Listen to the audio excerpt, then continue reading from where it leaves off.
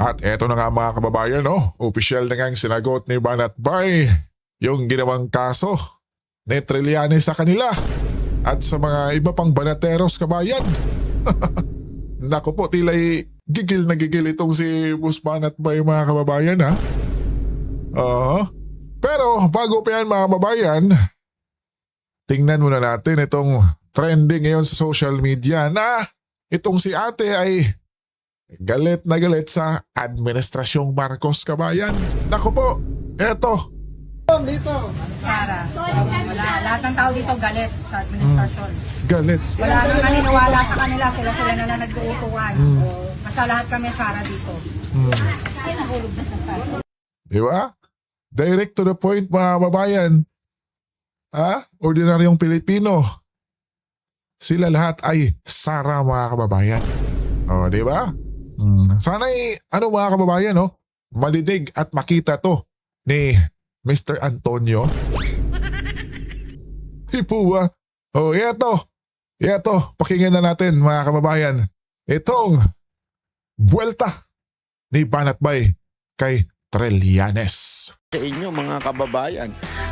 Nako, ito matindi ho ang ating usapin ngayong araw na ito. Talaga nga namang ipapakita ko sa inyo ang matitinding katarantaduhan.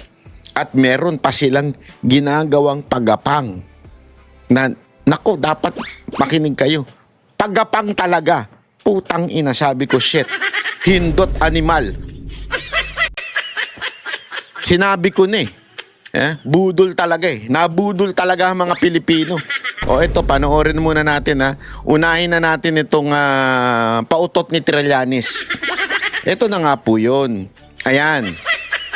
Dinimanda na nga po ni Trillanes na naman, ibig sabihin second time around. Ang lupit mo talaga, Trillanes.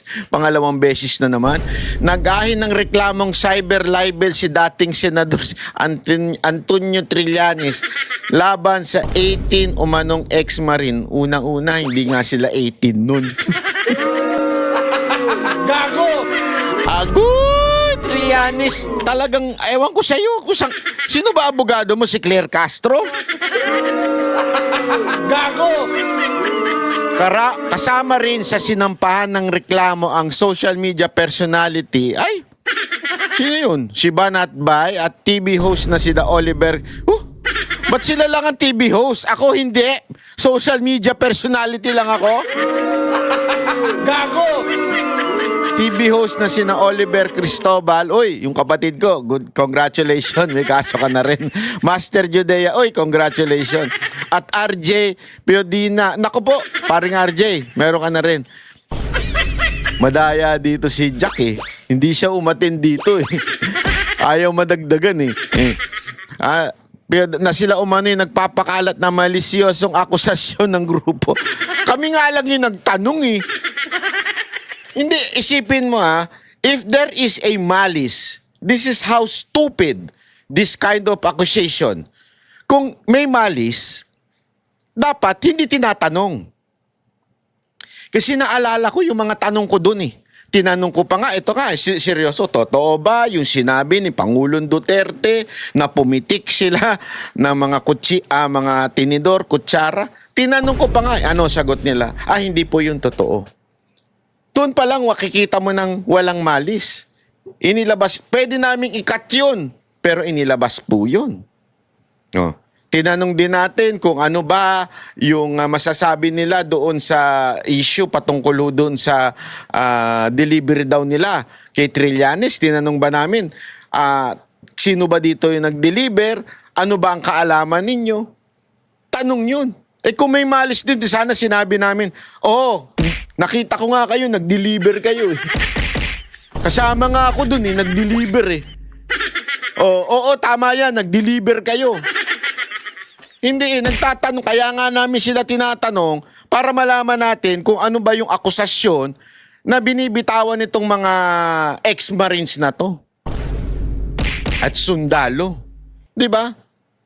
So, asa ng malis doon, Trillanes? Alam mo, itong cyber libel talagang wini-weaponize na ng gobyerno ito. O baka sabihin ng iba, hindi naman nasa gobyerno si Trillanes. Oo, pero alam naman natin. Alam naman natin, di ba? Alam naman natin ang karakas niya. Alam natin kung anong ginagawa niya ngayon pagdating dito sa pagsuporta sa mga pahayag ng ating gobyerno, di ba? Oh. Sabi nga dito, every time they are subject to different interviews, their narratives evolve. Wow! If that is your claim, Trillanes, I will answer you that. If that is your claim, therefore, dapat payagan mo. O dapat matuwa ka at ini-interview sila. Hindi pala payagan dahil wala ka namang authority over them. Dapat matuwa ka. If you are saying that in every interview, nagkakaroon ng pag-iba-iba o discrepancy. Halimbawa, di ba in-interview natin si Attorney Paulo, yung poging-poging anak ni Panelo? Oh, tinanong natin siya. Ano sabi niya? Tuwan-tuwa nga sila, lumabas si Madriaga. At gusto nilang magsalita pa. Bakit? Makikita mo kasi ang taong nagsisinungaling sa bibig. Mahuhuli mo sa bibig yan. Kaya if you think na nagsisinungaling yung tao na yun, pagsalitain mo lang ng pagsalitain. Hayaan mo magsalita dahil magkakaroon talaga ng inconsistency dyan. Kung nagsisinungaling. Sabi nga less talk, less mistakes. Di ba? Bakit nga? Kasi pag nagsasalita ka, minsan nadadagdag bawas yan kung hindi totoo. Pero kung totoo, yari ka talaga. Dito, sinasabi mo, every time they are subjected to different interviews, their narrative evolve. Ibig sabihin, nagbabago-bago. Sabi mo according sa'yo to. Nagbabago-bago. Oh, they are now claiming their delivery money to my house in bags or in maleta, which even contradicts their initial joint affidavits and statement. Dito pala makikita mo na kung paano sila naghabi-habi ng mga kwento, sabi ni Trillanes. Bakit binabalaan mo sila na magsalita? Kung talagang ikaw ay naniniwalang pabago-bago ang kanilang kwento, di sabihin lang nila, malalaman ngayon ng tao, ay tanginan to, pabago-bago kwento. Di ba? Ang daling hulihin ng taong nagsisinungaling. Paano? Pakwento mo lahat. Correct. Pakwento mo lahat yung detalye. Tingnan mo, huling-huli mo yan kung nagsisinungaling. Parang ikaw. Gago! Makinig ka, Trillanes. Parang ikaw. Ako, okay lang ako magsalita ka na magsalita. Di kita kakasuhan. Magsalita ka lang na magsalita. Dahil alam ko, pag nagsinungaling ka, madadapa ka. Babaluktot ka. Sa katunayan, ipe-play ko pa yung interview mo. Kokomentuhan ko pa ang interview mo. Hindi ko ito pagtatakpan o ang tawag dito, yung hindi ko ito itatago. Ito ilalantad ko pa ang interview mo para malaman natin kung ikaw nagsasabi ng totoo. Nako. Di ba? Hindi ako takot na marinig ang panig mo. You can talk all you want. If you want, interviewin pa kita Pagsasalitain kita, I will give you space to talk. Tell everything. Do you want? This is a standing invitation to you, Trillanes. Let me interview you. Harap-harapan. Hindi kita babarahin, pakikinggan lang kita. Tatanungin lang kita. Pag may tutol ako sa iyong sasabihin, tatanungin lang kita. Walang problema. Hindi kita babarahin. Hindi kita babastusin. I will treat you as a gentleman even if you don't deserve it. Gago! Bakit? Mas gusto kitang magsalita Dahil alam ko, pag nagsinungaling ka, lalagpak ka. Magkakamali ka. Magkakatagilid-tagilid ang iyong kwento. Eto, ipi-play na natin yung interview mo para makita natin Tingnan mo, dito pa lang balubaluktot ka na May kumaga po ay muli ako magpa-file ng cyber libel charges laban dun sa 18 ex-soldiers. Ito ay bunga nung kanilang mga Teka lang po muna mga kababayan pansin niyo ba si Trillanes mga kababayan pag nagsasampayan ng kaso? Ay, naku po. Yung mga bodyguard siya mga kababayan ay alam niyo ba kung sino? Walang iba mga kababayan. Yung mainstream media po kabayan. Di po ba? Di ba? Pag si Trillanes ang nagsampa ng kaso mga kababayan talagang headlines kaagad. Di ba? Ora mismo ipabalita nila mga kababayan. Di ba? Di gaya nung mga magigiting nating Marines mga kababayan, di po ba? Nung isang araw pa ibinalita sa mga mainstream media. Tapos itong si Trillanes mga kababayan ay grabe. Di ba mga kababayan? Tila bodyguard na niya yung mga media na yan kabayan. Di po ba? interviews Oo. after nung kanilang press con a few weeks ago. So bawat interview na lalabas sila, maka-expect sila ng kaso laban sa Manila. Yun po. Bawat interview daw, Yun o. magkakaso siya. Hmm. Ako nagtatanong lang, tinatanong kita ngayon Trillanes, makinig ka. Nananakot ka ba? Yun. Tinatakot mo ba sila? Pinatitigil mo ba silang magsalita tungkol sa korupsyon Yun. sa ating bayan? Remember, baka ito lang para sa kaalaman mo, hindi naman ikaw lang ang pinupuntiryan nila. Lahat. Whether ito'y kaalyado ng mga Duterte, whether ito'y kaalyado ni Marcos, o kahit sino pa man, magsasalita sila. Dahil sila mismo yung naka-witness. Sila mismo yung part ng crime. Remember this, they're not denying it. Correct. They are part of so-called corruption. Kaya nga magandang pakinggan Alam mo yon, ito yung halimbawa ni Mike Defensor. Ano yung halimbawa ni Mike Defensor? Halimbawa lamang po ito. Halimbawa lang ito. Ito yung binigay niyang halimbawa sa isang interview niya. Sabi niya, parang ganito yan Si Zaldico may pinatay. Ngayon, yung gobyerno tinuturo, si Zaldico yung pumatay niyan. Tapos, etong mga ex-security niya, naka-witness dun sa Witness. pagpatay. Yep. At sinabi nila, opo, nakita po namin, pinatay ni ganito, si ganito, si ganere, si ganayan. So, ibig sabihin, inalaw nila yun. Ibig sabihin, part sila ng crime na yun. At wala silang dinideny dyan. Sila mismo nagdala ng mga mali-maleta. Now, you're telling us na patigilin itong mga sundalo na ito dahil lang isa ka sa mga tinamaan? Pero remember, this is a fight against corruption. Correct. Laban ito sa corruption, Wala po itong pinipiling mga tao. Mga nasa minority ng Senado, mga dating in-endorse ni BP Sara Duterte, ay naandoon sa kanilang affidavit.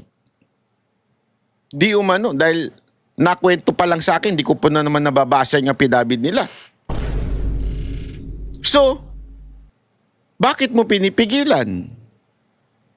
Tama, mali. Tama. Dahil tinamaan ka? Bakit mo ngayon tila tinatakot? Tinatakot mo ba? Ako'y nagtatanong lang. Na wag na silang magsalita uli. May alam nga sila sa korupsyon. Bakit ganun? Natatakot ka ba? Na mas may babulgar pa sila? Na maaring tamaan ka? Yun. O tamaan ng mga kakilala mo? O Yun. kaalyado mo? If you are really anti-corruption advocate. Hayaan mo silang magsalita. Gisain sila ng Senado. Gisain sila ng Korte. Hayaan mo silang magsalita. Lata. Yun nga, nagbigay ako ng pera sa ICC, kumanggap ako ng mali-maletang pera at kung ano-ano.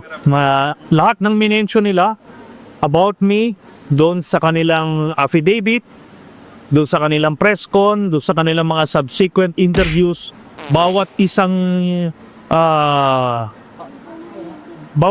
occasion na lumabas sila at nagsalita at nagdiay ng kasinungalingan, lahat ito per camera pic. Doon sa akin talagang it's a lie. Diba? Yeah, And they but know maybe that. something like Ngayon, ito ang a clay frame. importante. Within the next few weeks, mabubuo na yung picture. Kasi may mga dati silang kasamahan na naalukan din. Naalukan ng Ito. pera para lumabas. Eto mga babayan ha.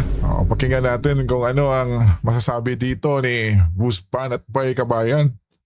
Di ba? Sa mabubuo na raw pong picture. Ayon yan kay dating Antonyong Senador Kabayan. Di po ba? So, Iaano natin, titingnan natin kung Sige, nagsasabi sige. ng katotohanan tong Trillanes na ito. Meron daw silang dating mga kasamahan na naalukan para sumama sa kanila. Okay. within the next few weeks, mabubuo na yung kwento na ito. At meron na sa kanilang iba na na bumibigay na. At malapit ka magsabi ng totoo. Yan po yan. Tingnan ko yung mga sinasabi niyo na alukan din na mga kasama nila. At least 5 yung mga dati nilang mga kasamahan. So inalukan din ng pera para lumabas. Pero hindi nila tinanggap. So yun ang dito. Sir, nasa active pa ko ba yung women na ito, sir? Maripiliati ka. Meron nasa active, merong mga retired. Sir, tatayo pa sila against this people. We'll see. I will not preempt the moves. Pero We'll see daw, hindi pa kasi buo ang kwento. Yun lang Kabayan.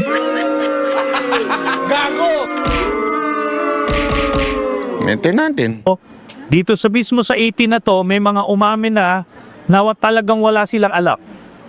Okay, kaya nabubuo na yung picture dito. At tinuturo nila kung sino yung nag-alok sa kanila, sino yung nagdidikta kung ano yung sasabihin nila. Jeffrey. Sir,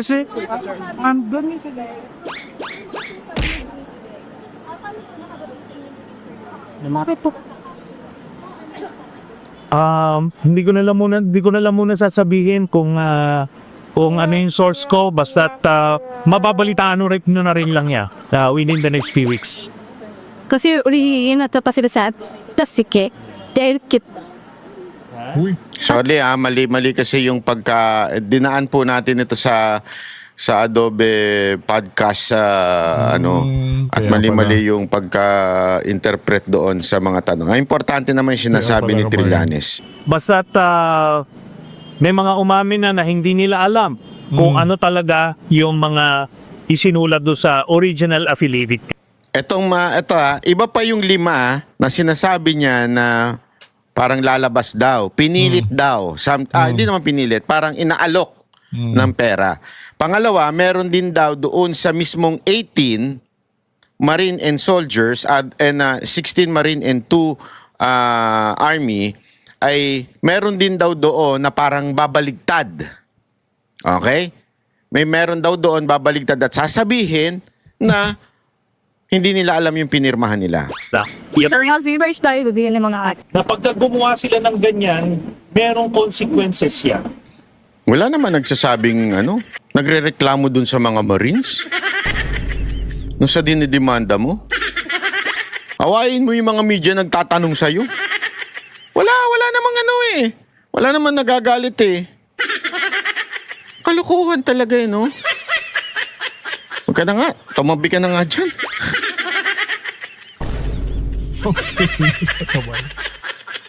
Pero alam mo, meron tayo isang malupit na pag-uusapan kasi wala daw crisis ngayon. Yan ang sinasabi nitong ang lupit talaga. Ni Auntie Claire. Pakinggan ninyo ha. Ang lupit nito. Pasok. Bumubuo na ang gobyerno ng Crisis Management Committee dahil sa epekto na nagpapatuloy na gera sa Middle East. Nanindigan naman ang palasyo na wala tayong krisis sa supply ng langis. Yan po ang expert report ni Maricel Halidi. Kahit walang patid ang paglobo ng presyo ng petrolyo, iginiit ng Malacanang, walang krisis sa langis ang Pilipinas. Sabi ni Palace Press Officer Claire Castro, hindi oil crisis ang nararanasan ng bansa dahil hindi naman tayo kinakapos sa supply. Ang tawag daw doon, price disruption. Yo. Sabi po kasi ni Secretary Sharon, may dalawang klase po ng Wala daw tayong crisis, ladies and gentlemen. Wala na masakyan ng mga Pilipino pero wala tayong crisis. Animal talaga. Animal talaga. Wala daw tayong crisis niyan, ha? Wala. Oh, mga kababayan, wala daw problema sa gas. Tangina, pila-pila na ngayon. Hirap na. Wala ang problema, sabi ni Marcos. Ano lang daw yan? Konting sigalot lang daw yan. krisis sa supply at sa presyo. So ngayon po, kung pag-uusapan po natin ang supply, ay wala po tayong sasabihing krisis pagdating sa supply. Maybe meron pong price disruption. Yun. Dahil nga po sa nangyayari. Price disruption lang. Tangin na talaga. Nakakainis. Nakakairita. Alam mo, ganyan tayo niloloko nitong tao na ito. Mga kababayan, mga Pilipino, papayag po ba kayo? Na ganito na tayo niloloko. Sa lagay na to, wala daw krisis. Gago! Niloloko talaga tayong lahat eh. Ang lupit. Pambihira talaga mga kababayan, di po ba? Di ba? Tila ba'y ginagawa pa tayong grade 1 nito ni Auntie Claire mga kabayan? Ikaw payag ka ba kabayan? Na sa tingin nila na tayong mamamayang Pilipino mga kababayan ay ganito, sobrang baba ng ating utak kababayan or pag-iisip. Dahil di ba? Sabi na lang walang crisis daw mga kabayan. Pambihira. Grabe mga kababayan. Oil crisis sa Middle East. Ito'y kahit mismong sa bibig ni Pangulong Marcos nang galing ang salitang krisis. We had to accelerate all of this because of the oil crisis that is happening. Itong problema is because of the war in the Middle East. Sabi ni Jose Castro, krisis sa Middle East ang tinutukoy ng Pangulo rito at hindi oil crisis sa Pilipinas. Pero kahit pa Kita mo, pati si Marcos sinasabi ng may oil crisis eh. Pero hindi daw oil crisis sa Pilipinas, sa Middle East lang. Gago! Ganito talaga kawalang niya ang panloloko itong tao na ito sa mga Pambihira. Pilipino. Correct. Madam, tanungin kita, meron po ba tayong sariling oil? Kung merong krisis sa oil sa Middle East, wala tayo? Hindi tayo tatamaan? Hindi tayo magkakakrisis? Saan ba tayo kumukuha ng oil? Sa Cebu?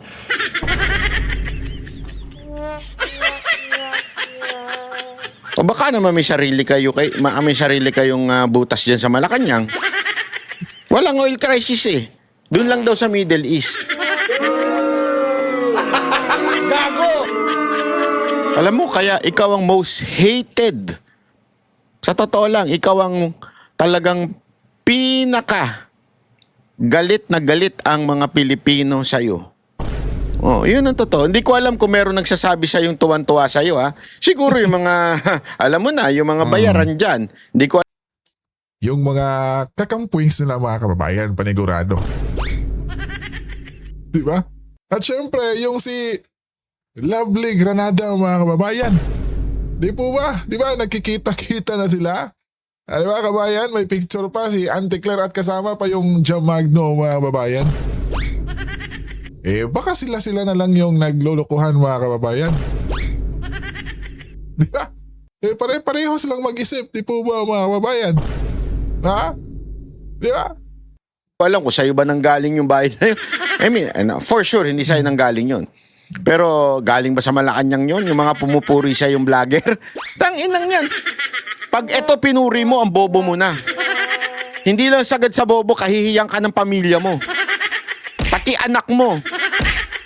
Baka kasi yung anak mo alam na mali ang sinasabi nito, pero ikaw dahil bayaran ka, pinupuri mo bilang vlogger kasi bayaran ka nga eh. Nakakahiya yun. Sabihin sa'yo ng anak mo, Daddy, bakit ang gulo nito magsalita? Bakit mali-mali ito? Bakit ganito to? Tapos sasabihin mo, hindi, magaling yan. Utang ina, ikahihiya ka ng anak mo. Oo, ikahihiya ka nun. Iginigiit ng palasyo na walang krisis. Bumubuo na rin sila ng Crisis Management Committee. Of course, kapag ka po Walang krisis mga kababayan, pero bumuo sila ng crisis committee ba mga kababayan? binigyan natin ng sinabi po nating crisis committee, ito po ay tututok. Lalo-lalo na kung ano ba ang pangangailangan ng ating mga kababayan, paano hindi mapuputol ang supply ng ating mga pangangailangan sa oil, sa fuel, at sa mga pangunahing pangangailangan ng ating mga kababayan. Hanggang dito na lang po tayo mga kababayan dahil di na natin makaya yung pinagsasabi ni Auntie Claire mga kababayan. Di ba? Pambira kabayan, walang crisis pero may gagawin silang crisis committee para tutukan yung siyempre crisis mga kababayan.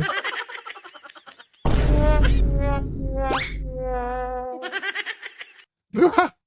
Pambihira mga kababayan, no? Ikaw kababayan, magkomento nga kayo sa baba kung anong masasabi nyo dito sa pinagsasabi ni Auntie Claire.